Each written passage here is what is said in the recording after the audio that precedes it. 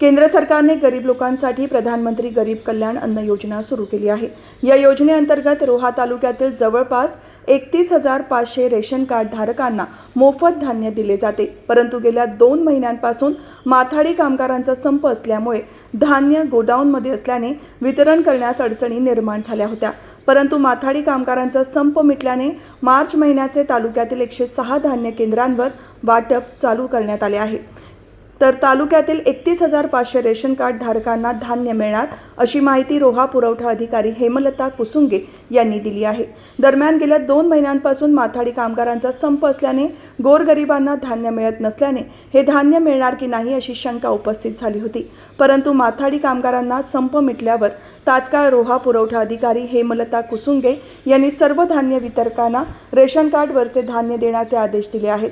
त्यानुसार 106 धान्य वितरण केंद्रांवर रेशन कार्ड धारकांना धान्य देण्यास सुरुवात केली असल्याने गोरगरीब आनंदी झाले आहेत।